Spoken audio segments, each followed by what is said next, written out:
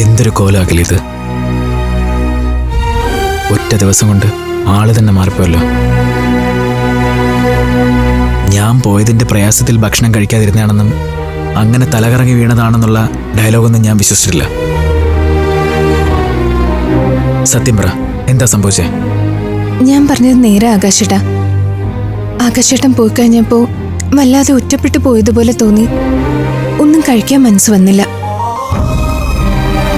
ഒരു നേരം കഴിക്കാതിരുന്നാൽ പോലും തല ഇറങ്ങുന്ന കക്ഷിയാ ഞാൻ. അപ്പൊ പിന്നെ 3 നേരം കഴിക്കാതിരുന്നാലോ? ഒരു നേരം കഴിക്കാതിരുന്നാൽ തലകറങ്ങുന്നറിയാന്നുള്ള നീ 3 നേരം കഴിക്കാതിരുന്നു ഞാൻ വിശ്വസിക്കണല്ലേ? സത്യം പറഞ്ഞേ പറ്റൂ. എന്താണ് ഈ വീട്ടിലുണ്ടേ? നീ ഇനി അതൊക്കെ എന്നോട് പറയാറുന്നിട്ട് എന്താ കാര്യം?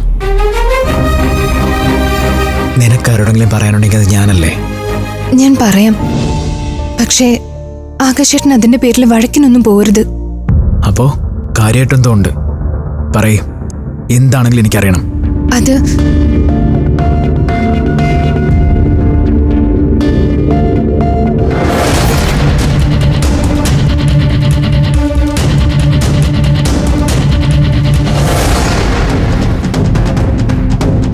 ഇതിങ്ങനെ വിട്ടാ പറ്റില്ല. വന്ന് ഒരാളുടെ ജീവൻ വെച്ചാണ് കളിക്കുന്നത്. രണ്ടും കൽപ്പിച്ച് അമൃതേച്ചി കയറി വന്നില്ലായിരുന്നെങ്കിലോ?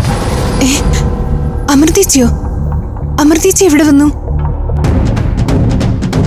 നിനക്ക് സുഖയില്ലായിരുന്നുണ്ടാ ആരും ഒന്നും പറയായിരുന്നു. ഫോൺ വിളിച്ചിട്ട് എടുക്കാതെ വന്നപ്പോൾ സംശയം തോന്നി അമൃതേച്ചി നമ്മുടെ വീട്ടിൽ വന്നു. നീയപ്പോൾ ബോധം കെട്ടിടക്കായിരുന്നു. നിന്നെ ആശുപത്രി കൊണ്ടുവരാൻ അമൃതേച്ചി നോക്കിയപ്പോൾ പോലീസ് വന്നു. അമൃതേച്ചി അറസ്റ്റ് ചെയ്തു. അമൃതേച്ചി ഇപ്പോൾ സ്റ്റേഷനിലാണ്. ഈശ്വര, എന്നിട്ടെന്താ ഇതൊന്നും എന്നോട് പറയാത്തത്?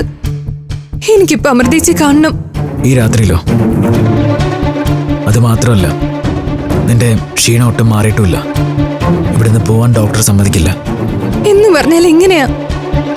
എന്നെ രക്ഷിക്കാൻ വന്നതുകൊണ്ടല്ലേ അമൃതേച്ചിയെ പോലീസ് പിടിച്ചത്?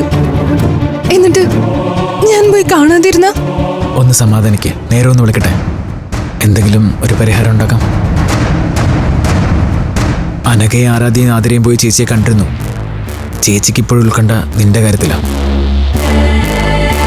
പോലീസുകാർ വാശിയില്ല. പഴയ ദേഷ്യമെല്ലാം അവർ തീർക്കും. എന്തായാലും നാളെ കൊണ്ടൊരു പരിഹാരം ഉണ്ടാക്കാമെന്ന് അഭിയേട്ടൻ പറഞ്ഞു.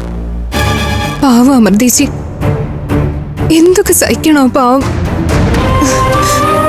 ആകാശേട്ടാ, ഇനി എന്നെ ഒറ്റയ്ക്കാക്കിയിട്ട് എവിടെയും പോരുത്. എനിക്ക് പേടിയാ.